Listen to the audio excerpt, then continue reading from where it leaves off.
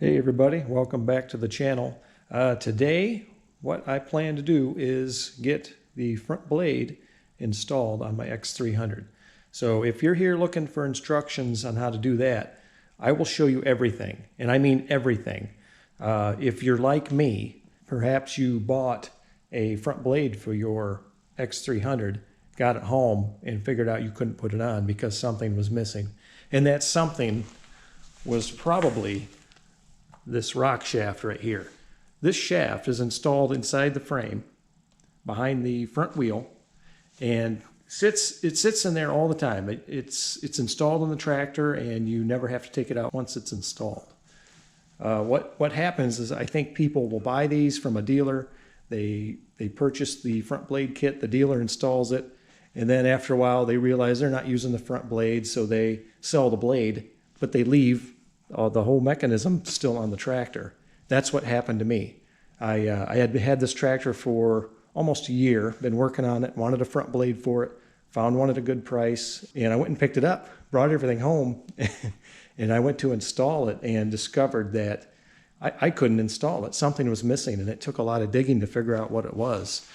And what had happened was the previous owner had left all this stuff on his tractor. And I went to his house again and pulled all this stuff off his tractor. He insisted he didn't need it. I threw him a few more dollars for everything, and I'm happy to report I should have enough here to get started. Okay, I got everything laid out here, so I just want to quickly go through all the parts involved in doing this. First of all, you got the rock shaft. And secondly, you've got this bracket that bolts onto the end of the rock shaft. This will actually connect to the linkage on the blade and will allow the blade to go up and down. Here's another bracket that supports these bearings, and I have an assortment of pins and clips and everything to hold everything together. At some point I lost some of the clips and pins, so I had to go to the hardware store and find stuff that I think will work. I got these spring clip type that hopefully will work out okay. I'm worried they're a little too long, but we'll see what happens. What else? Oh, this plastic bushing right here. This will go on the end here and will sit in the frame on the tractor's right side. Oh, and I almost forgot, we got a couple linkages here. We got this shorter one, which runs from the rock shaft to the linkage in the pedal. This will stay on the tractor. Once it's installed, it never has to come off. This longer one will run from the rock shaft to the blade. Well, actually, to the bracket to the blade. And that's everything. So let's get started.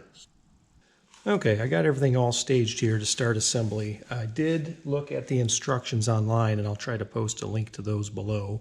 This is the hole that the rock shaft will go through. It'll come out here. We'll put the bracket on that rock shaft, and this is the connection point for the blade will be right in here. This is the first bracket that has to go on once the shaft is in, and you'll see it's got a step feature in it.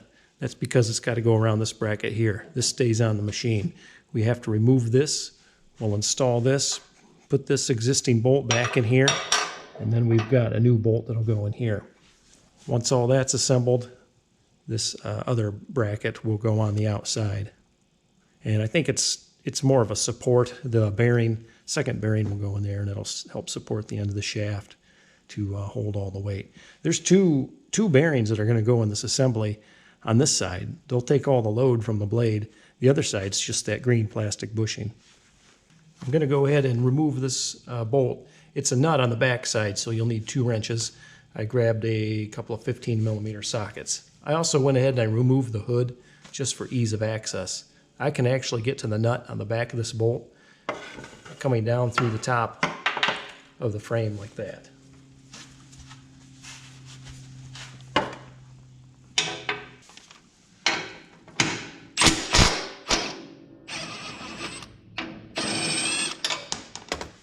Okay, we're not ready to put the plate on yet. We have to get the rock shaft in first. Well, here's the rock shaft. I guess what we got to do is slide this in. This is the right side. Here's the left side.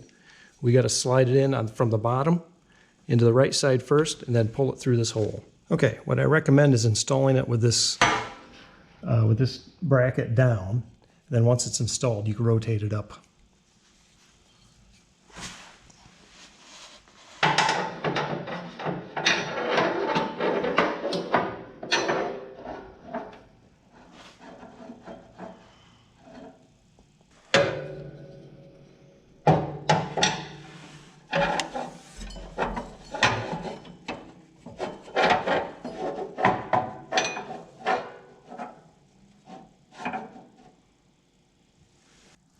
Okay, now that the rock shaft is in, we'll install the first bearing. It's got a feature on the inner race that will pilot right inside the hole here. Fits real nice. Now what you want to do is make sure you pull this rock shaft out until the larger of the two holes here is exposed. A bracket will slide onto the end of the shaft, and then a pin will hold that bracket to the shaft right through this hole. This little hole here is for a cotter pin. I don't know if the camera could pick it up, but there's two holes there. Next, we install this first support bracket. The short end of the step faces the front of the tractor, and then this round feature faces downward. It's just going to have to sit there while you install the rest of the stuff. It might fall out while you're working on it. Okay, now we've got the bracket that will actually control the blade. This will slide onto the shaft. Remember that there's a bracket welded onto the shaft. It needs to be pointing upward. This points upward as well. They both face upward. So just double check and make sure that it's pointing upwards, and it is. We're going to slide this guy right on.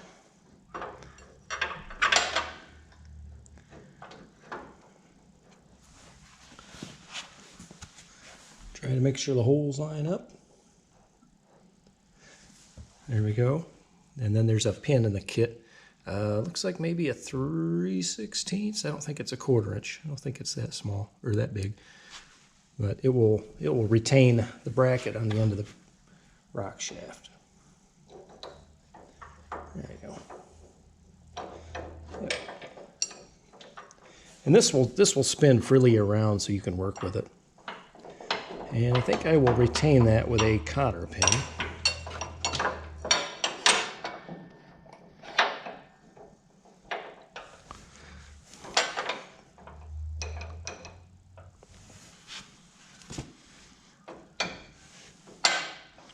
Okay, I'm going to go ahead and put a cotter pin through this retaining pin. Just bend it over with some pliers.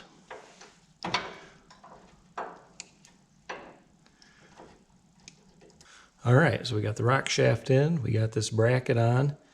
Next step is to install the next bearing, the second bearing, and install the last support plate. The bearing has a flange on it, and this flange goes in first. The support plate has a shorter step on this side to compensate for this bracket over here. So the short side goes to the back. It'll slide right over the bearing. Then we'll just pop in the bolts. You may have to kind of force everything together. Just gotta get it to cooperate because it is kind of a loose assembly.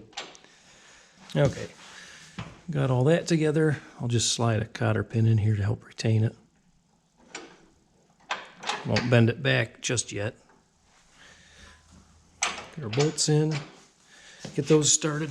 This does require a good amount of dexterity.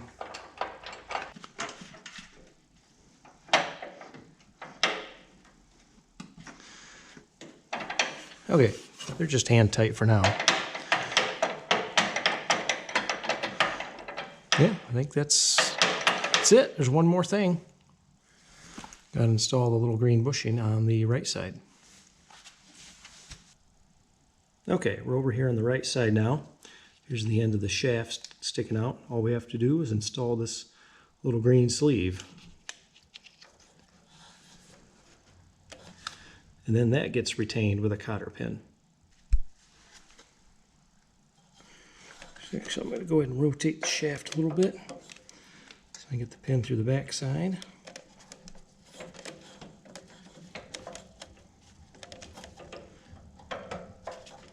There we go. And then I'll bend that over with some pliers later.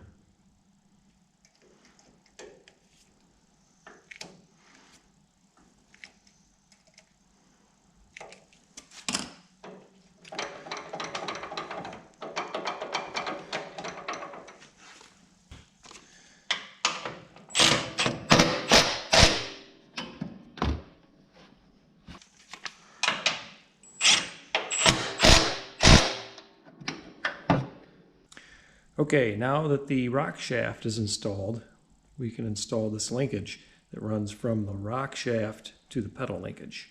And what the instructions say is to go ahead and pull this pedal back and lock it, which I've done. Then what we want to do is install this link from the back to the front up to the rock shaft, and then connect it, and then connect to this end to the pedal linkage. And you want to do it in that order so that you can use this side to adjust. The side with the jam nut faces the front. All right, I'll go ahead and install the link, and it's got to pass through this area right here.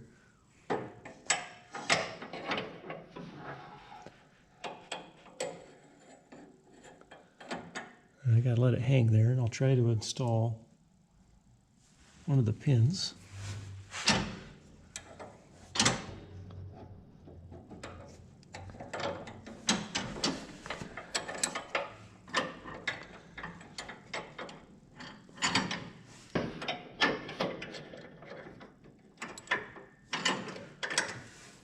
Okay, now I'll make my adjustment, and then after that I'll go ahead and secure these with cotter pins if I can. Otherwise I'll just use hairpins. Now that the link is installed, we can make our adjustment. What the instructions say is to cycle the pedal through its range of motion and just make sure this bracket doesn't touch the support either back here or up there. What I did is I pushed mine forward to simulate the weight of the blade on it, and I've got about an 1/8 inch right there of clearance. I'm pretty happy with that, so I'm going to leave it where it is. If you find that you need to adjust it, all you have to do is take the back end of the link off, back the clevis out, or turn it in as needed to gain the clearance you want. Okay, now I'm going to go ahead and install the front bracket. Go ahead and turn the front wheels to give some room. This rod just passes through this hole right here and through the bore in the bracket. All I did was clean it up a little bit with WD-40.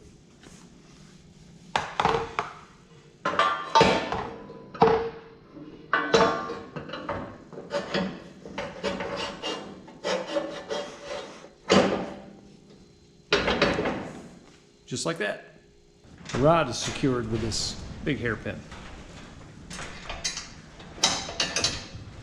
Okay, next I'm going to go ahead and install the front link. The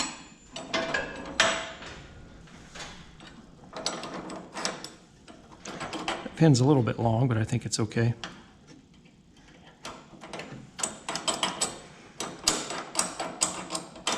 As long as it doesn't interfere with anything, it should be all right. Okay, I'm going to unlock the pedal. It's all the way down, so I'll have to lift up the front bracket to install the front pin.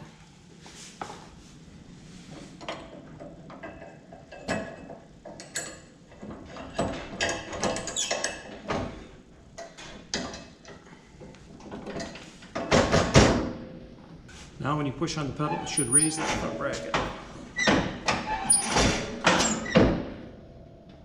Now I'm going to go ahead and put the front blade on.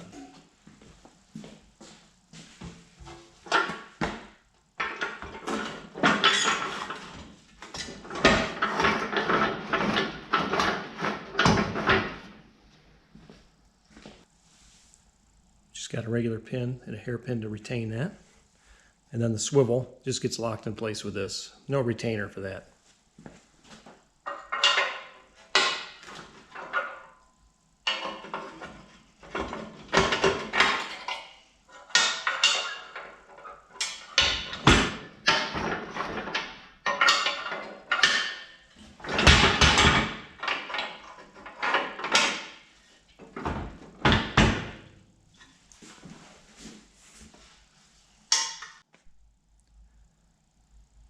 Okay, with the blade installed, we got our linkage here that has some room for adjustment, but this is really here for allowing the blade to float up and down as it goes over obstacles as you push your blade around. So given this pin just touches up to the back of this slot, it's probably just about right.